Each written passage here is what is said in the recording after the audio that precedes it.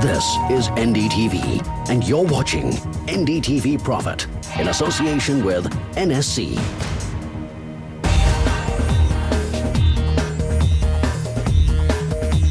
You're watching Power Lunch here on NDTV Profit, and we have no dramatic moves to report from Dalal Street, with the Nifty 50 currently up 9 points. That's 0.1% gain, 78.58 kind of levels. 25,861 on the Sensex, up 42 points, and that's a gain of 0.16%. Let's focus instead on what's going on at PTC India Financial Services. The stock today is not doing very much like the rest of the market. Marginal moves coming through at PTC Financial. It's up 0.1%. However, the company has signed a memorandum of understanding with IIFCL, which is India Infrastructure Finance Company, to provide, as is evident, infrastructure finance. I'm going to be discussing the key goals of this memorandum of understanding. Let me welcome Ashok Haldia, Managing Director and CEO at PTC India Financial Services on NDTV Profit. Good to have you on the channel, sir. My pleasure. Okay, your domain expertise is in power infrastructure financing. So what prompted the MoU with IIFCL? What value will it bring to PTC India Financial Services? Firstly, we are in the energy value chain, the entire energy value chain, be it a generation, transmission, distribution, or be it related infrastructure. In order to diversify our portfolio base from a risk perspective, we had taken a conscious call that, consistent with our domain expertise in the power and the related infrastructure, we should also move a portion of our portfolio, say around 10 to 15%, into the related infrastructure. For example, so we had earlier sanctions ports handling fuel.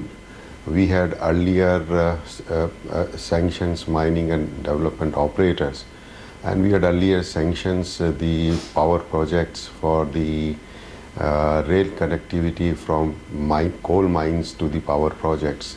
So we have developed that domain expertise in those areas. IIFCL is a very large infrastructure finance company, and PFS to that extent has developed expertise in the power sector, particularly in the renewable space.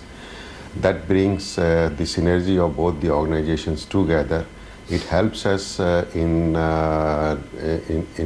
basing our diversification on the portfolio and the expertise of the IIFCL, and in turn the IIFCL also gets the ability to benefit from the expertise that we have in the renewables and in the hardcore power sector. Sure.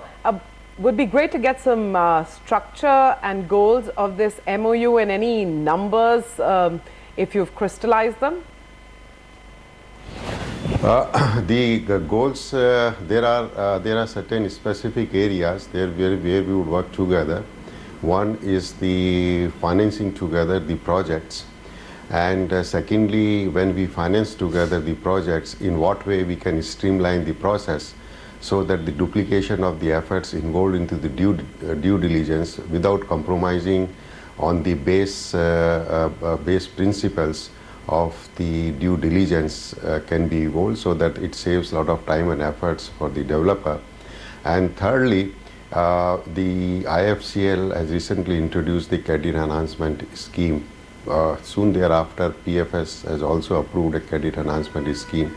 We would join IIFCL in enhancing credit, either together with them or as a backstop arrangement with them. Okay, you talked about the credit enhancement scheme. Can you give us some more details and color on that? Yes. In some of the cases where we both agree to join together, either together or as a backstop arrangement with the IIFCL. Okay, so it's either together or as a backstop arrangement. So far, PTC India Financial Services has concentrated on the energy space, and particularly within energy, the renewable energy space. Does this MoU, in a sense, dilute the energy focus? Yes, our focus remains the same. Our domain expertise, our core competency and the leading role that we are playing in the renewables, that remains the same. At the same time, as a prudent financial institutions, we should also diversify our risk and to that extent the portfolio. Okay, let's rewind to the second quarter. There was a fair bit of concern around stressed accounts, the high level of provisions. I think investors and analysts are all interested in understanding whether this trend is likely to spill over into the third quarter. I had explained that thing on the earlier occasion, that the provisioning that we had made was in respect of the assets which we have been talking about for more than few quarters, and we have also made provisioning much more than what the regulatory norms would require us to do. We have in place a system for monitoring the loan accounts, and I would only say that we are in control of the situation. Okay, you're in control of the situation as far as stressed assets and provisions are concerned. Let's talk about the breakup as far as loan sanctions go. Just a reiteration, renewable energy is still 50%? Yes, you are right. Okay.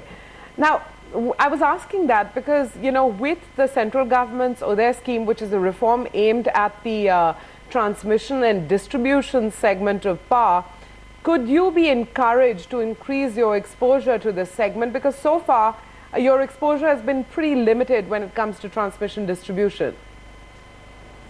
No, the transmission and distribution, as the opportunity emerges on the horizon, obviously the PTC India Financial Services would like to capitalize on that. Any good project and the promoter would certainly be our target. And when I said that we have 50% on the renewables and our focus remains, it doesn't mean that the good project and the good promoters in the other space would be would not receive our attention. Actually, what I was trying to assess was whether the ODER reform is a prerequisite to your increasing exposure to the transmission and distribution segment, right? It is a prerequisite. Absolutely, certainly, yes, because as the government policy comes and then as it gets implemented, I believe it would bring changes in improvements immediately and over a period of time on a sustainable basis. Okay, Mr. Haldia, I wanted to get a sense on what your priorities personally as the steward of the ship going to be for the next couple of months at PTC India Financial Services. We are a growth-oriented company, so the growth with the quality of the portfolio is the central theme of our functioning. Well, we'll leave it at that. All the best. Thank you very much for joining us today on NDTV Profit. My pleasure as well. Thank you very much. Time for a break on Power Lunch. When we return, Ravinder Zootshi, Managing Director at Optimus.